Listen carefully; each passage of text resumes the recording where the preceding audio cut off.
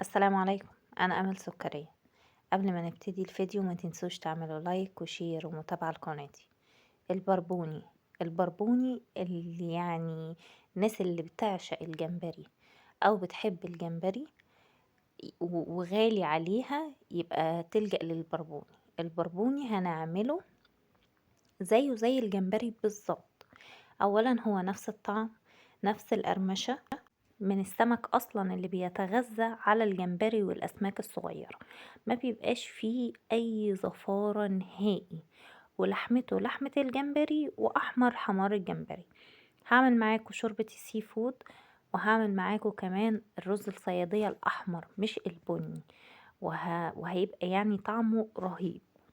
متأكدة ان الوصفة هتعجبكم، ولو جربتوها بالطريقة دي هتشكروني عليها زي طرق السمك اللي فاتت. ده البربوني على قدنا كده صغير، حجمه مش كبير قوي. هننضفه بالطريقة دي، بشيل بس الديل والحاجات البسيطة دي. على فكرة المطاعم بتاعة اسكندرية ما بتنضفهوش، بتعمله زي ما هو، لان بطنه نضيفة قوي زي ما انتوا شايفين كده، مفهوش اي حاجة. الحصالة بتاعة بطنه لا اما هتلاقي فيها جمبري، لا اما هتلاقي فيها حتة سمكة كده، لكن مش السمك اللي بطنه مش نظيفة. هو عامل زي سمك الزينة اصلا. البربوني من اجمل انواع السمك. انا لقيت في بطنه كلها الجمبري الصغير ده. انا بحب انضفه تحت المية بضفري بس كده اهو. شايفين انا بوريكم انا طلعت من بطنه ايه. مش المحلات ما بتنضفوش، هي بتتبله وبتعمله بالدقيق والخلطة اللي انا هعملها دي. على فكرة انا جايبة الطريقة دي من اسكندرية، يعني ده سمك البربوني بنفس الطريقة من محلات اسكندرية.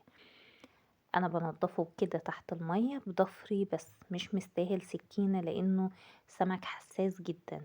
بعد ما انضفه واغسله كويس هعصر عليه ليمونة واحدة بس وهقلبها فيه. هعمل كمان معاكم شوربة السي فود. الشوربة دي انا مش جايباها طازة ولا فريش زي المرة اللي فاتت، دي مجمدة. اصابع الكابوريا الجندوفلي فيه تراب ورمل من بتاع البحر، هغسلهم وهنقعهم في مية شوية ينزلوا الرمل بتاعهم، وهعصر عليهم ليمونة برضو عشان الزفار. تعالوا بقى اقول لكم التتبيلة بتاعة البربوني هتبقى عاملة ازاي. قرن فلفل اخضر، وهحط نص راس توم او 5 فصوص كبار كده توم، وهعصر ليمونة كبيرة، وهحط كمون، وهحط ملح، وهحط فلفل اسمر، وهحط توم بودرة وبصل بودرة. لو عندك بهارات السمك تقدري تحطيها. وحطيت كمان معلقتين مية كده لان انا عايزة الخلطة دي مية، مش عايزاها فيها اي حبيبات. وهاخد نصها هتبل بيه السمك، وهزود بهارات السمك اللي انا قلت عليها شوية على السمك عشان تبقى تملحته قوية. وهاخد النص التاني هحطه في طبق. الطبق ده هنزل عليه بكمون وتوم بودرة وبصل بودرة وملح وفلفل اسمر، بهارات السمك بتاعتنا. وهحط عليه كمان نص كوباية دقيق، على حسب الكمية اللي انا هعملها دي، على حسب كمية السمك عندك. لو جبتي كيلو واحد بربوني هتستخدمي نص كوباية دقيق. نفس الخلاط اللي انا عملت فيه خدته كده بشوية مية، وخدته علشان اعمل العجينة دي او الربة دي.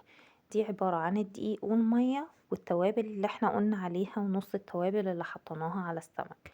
هخلطهم كويس مع بعض، وهخليها عجينة سائلة، اخف من عجينة الكيك بشوية صغيرين، يعني سائلة كده مش متماسكة قوي.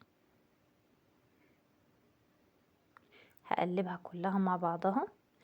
ممكن كمان تقدروا تحطوا شعرة كاري، او اي كركم اصفر او حاجة صفرة تصفر معاكم برضو الدقيق شوية. وده اللي بيستخدمه المطعم، بيحط توابل صفرة عشان تصفره اكتر.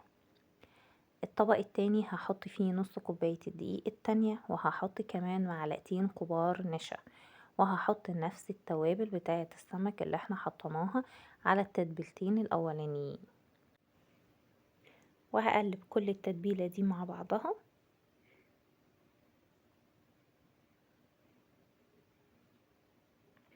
وهقول لكم بالظبط هنعمله ازاي دلوقتي. طريقته فوق الممتازة وطعمه فوق الممتاز، ومتأكدة جدا ان هو هيعجبكم. كأنه الجمبري اللي احنا بنعمله راس وديل متحمر في البيت المقرمش. على بال ما التتبيلة الحاجة اللي انا عملتها تتبل، هنروح نعمل شوية الرز الصيادية الأحمر. بصلاية بيضة كبيرة مفرومة، حطيتها في معلقتين الزيت وحمرتها، ونزلت عليها ب3 طماطمات معصورين في الخلاط. المية اللي هحطها قد مقدار الرز اللي معايا. الرز البلدي بياخد مية قد المقدار، وهحط عليه نفس بهارات السمك اللي انا حطيتها على السمك وعلى الخلطة بتاعتنا: الملح والفلفل الاسود والكمون والثوم البودر والبصل البودر. المية هتغلي معايا 3 طماطمات بس، مش محتاجة ان الطماطم دي تكون تقيلة ابدا. وهنزل بكمية الرز اللي معايا وهقلبها واتأكد من الملح بتاعي. اهم حاجة الرز ده دايما بيبقى على عين هادية، على نار هادية، ما بيتحطش على نار عالية ابدا، لان الطماطم بتخليه يلزق بسرعة. طماطم خفيفة جدا، وهسيبه يغلي ويستوى براحته. على بال ما يغلي ويستوى معانا هنعمل شوربة السي فود: معلقتين زبدة كبار، وهنزل بيهم عليهم بشوربة السي فود. على فكرة، أصابع الكابوريا دي متلجة، مش مش فريش. ما عجبتنيش بصراحة، ما كنتش مرتاحة لها. انا برتاح للحاجات الفريش اللي بجيبها من مدن السواحل. ونزلت عليهم بمعلقة واحدة بصل على توم، بصل على توم، وشوحتهم كويس جدا. وحطيت ملح وفلفل اسمر. استغنوا عن الكمون. هنوسع الحلة بس كده شوية، الحلة هنا كمان كانت معايا ضيقة، هنوسع الحلة شوية ونسيب فيها مكان في الحلة من تحت، ونحط معلقة زبدة وفوقها معلقة دقيق يتحمصوا مع الزبدة كويس، ونلفهم في الحاجات دي. انا هنا كنت بتأكد ان الحاجة كلها خلاص هنا استوت. وهننزل عليها بكوباية كريمة لباني او بديل الكريمة اللباني اللي احنا عملناه في البيت. او الطريقة دي انك تحطي معلقة دقيق وتلفيها في معلقة زبدة وتنزلي عليهم بكوباية لبن وتكملي بمية، وتظبطي الملح والفلفل بتاعك. الشوربة استوت والرز كمان اتعمل. هنيجي لاخر حاجة: السمك. انا هاخد السمك الظريف بتاعي ده بعد ما اتبل، هنزله في التتبيلة الاولى اللي هي السائلة دي، هنزله فيها وهطلعه بالشكل ده، احطه في الدقيق اللي فيه نشا وبهاراته. محلات السمك بقى في اسكندرية انا شفتها بنفسي بيعملوا ايه: بينزلوه في طاسة كبيرة جدا عليها الدقيق والحاجات دي، ويقوم مطلعه بطاسة باللي هي المصفى دي، منفضه كده ومنزله على زيت غزير سخن، ويستنى لما يتحمر ويقلب. هو مش بيحتاج تهدي النار عليه عشان يستوى، لانه من الحاجات السهلة قوي في السوية. بس كده هيبقى مقرمش يعني تحفة، وعمرك ما هتشمي ريحة ان انتي بتقلي سمك زفر، ولا كمان الزيت هيسود ان انتي بتقلي سمك زفر. ويعني بعيد كل البعد عن البلطي والبوري والحاجات الكتير اللي فيها، والمكاريل.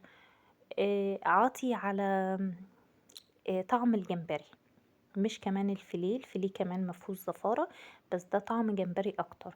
والقرمشة بتاعته تحفة قوي. خلصت الشوربة وغرفتها في طبق التقديم بتاعنا. ده السمك معايا مقرمش قوي، انا بخبطه في بعضه، يعني القرمشة بتاعته عجباني جدا. هيتاكل ازاي؟ هتشيل الراس وهتفتحيه كده، تشيل السلسلة وتاكليه كله على بعضه. يعني كأنك كلتي كيلو جمبري، بس طبعا بربع التمن بتاع الجمبري. بألف هنا عليكم. لازم نعوض البروتين اللي احنا ما بنجيبهوش من غلو اللحمة والفراخ. الأسماك دي بتبقى ظريفة قوي، وبعيد برضو عن المشوي والمقلي والحاجات التانية. الرز جميل جدا، الرز الأحمر الصيادية طعمه روعة، يختلف تماما عن الرز البني. وعملت معاهم شوية سلطة، وعملت كمان طحينة. متنسوش اللايك والشير.